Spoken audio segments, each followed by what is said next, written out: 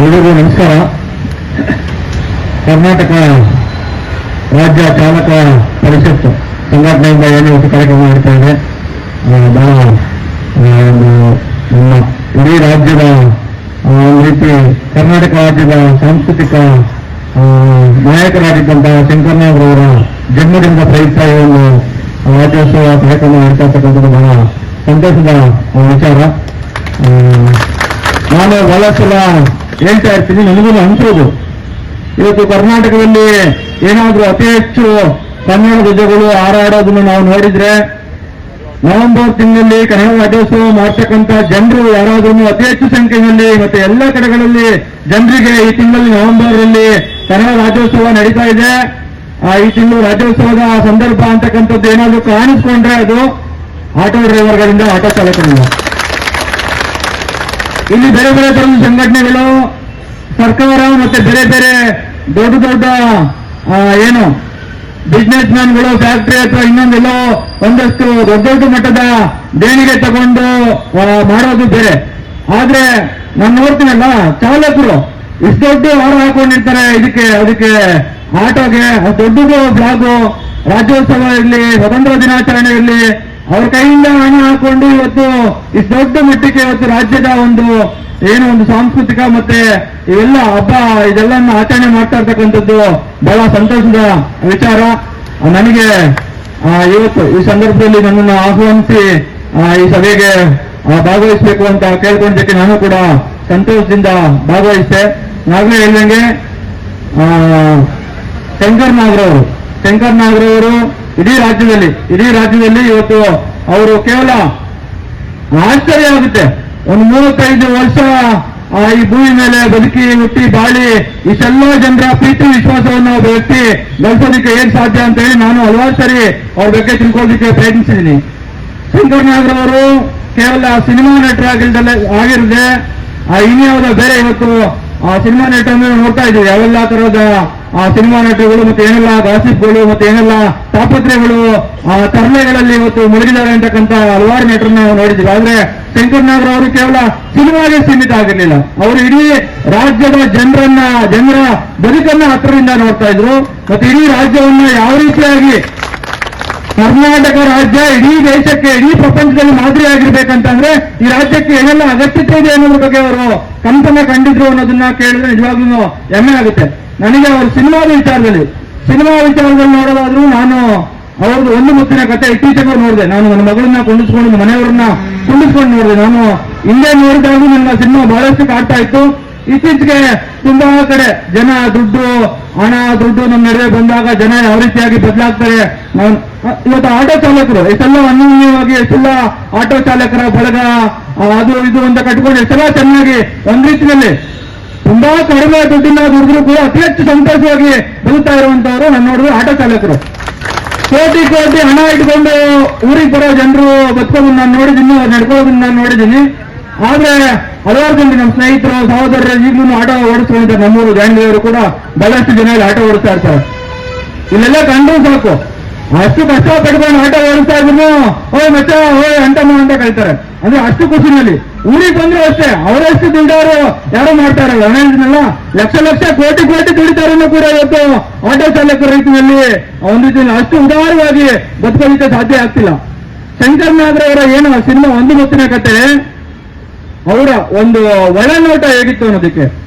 ಒಬ್ಬ ಮನುಷ್ಯನಿಗೆ ಇಷ್ಟೆಲ್ಲ ಚೆನ್ನಾಗಿ ನಾವು ಆನಂದವಾಗಿ ಖುಷಿಯಿಂದ ನೆಮ್ಮದಿಯಾಗಿ ಖುಷಿಯಾಗಿ ಬದುಕೋದಕ್ಕೆ ಹಣ ಮುಖ್ಯ ಅಲ್ಲ. ಅದನ್ನಾಗ್ಲೂ ಹಲವಾರು ಇತಿಹಾಸ ಮತ್ತೆ ಪುರಾಣದಲ್ಲಿ ನಾವು ಅದನ್ನ ನೋಡಿದ್ವಿ. ಈಗಲೂ ಕೂಡ ಅದರಿಂದ ಹೋಗಿರೋರು ಅನುಭವಿಸ್ತಾರೆ ಅಂತ ನಾವು ನೋಡಿದ್ವಿ.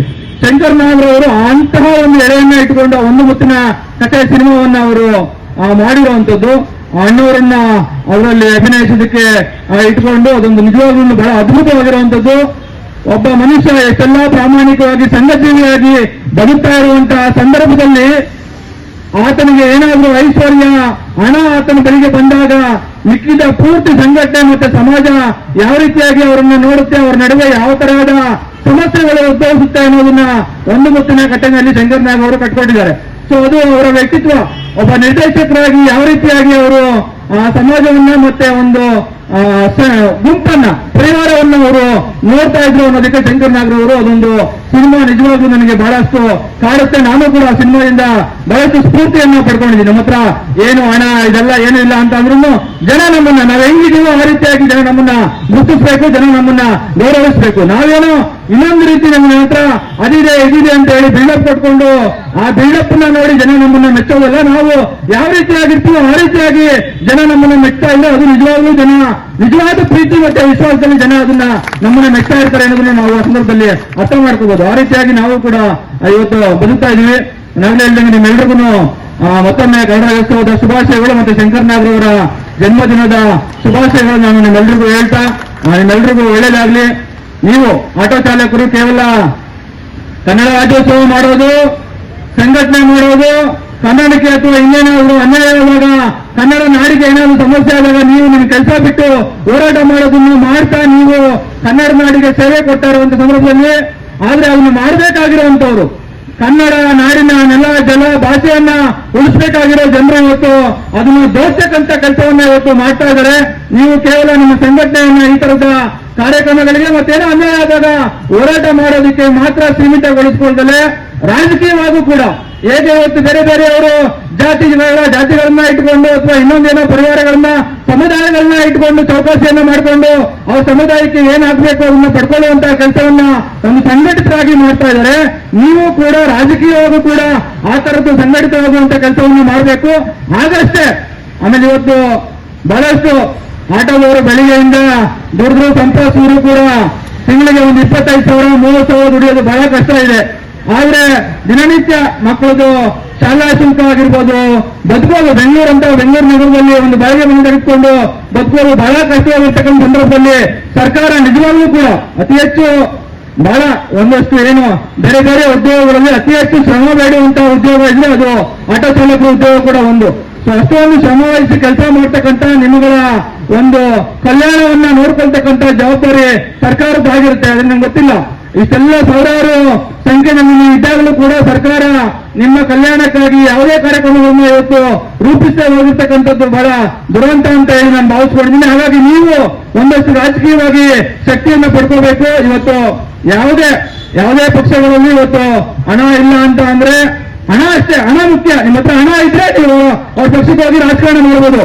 ಆದ್ರೆ ನನ್ನ ಹತ್ರ ಹಣ ಇಲ್ಲ, ನನ್ನ ಹತ್ರ ಪ್ರಾಮಾಣಿಕತೆ ಇದೆ, ನಾನೊಬ್ಬ ನಾಡ ಪ್ರೇಮಿ, ನಾನೊಬ್ಬ ದೇಶ ಪ್ರೇಮಿ, ನಾನು ರಾಜಕಾರಣ ಮಾಡಬೇಕು ಅಂತ ಅಂದ್ರೆ ನಿಮ್ಗೆ ಇವತ್ತಿನ ಅಧಿಕಾರದಲ್ಲಿರುವಂತಹ ಪಕ್ಷಗಳಲ್ಲಿ ಅವಕಾಶ ಇಲ್ಲ.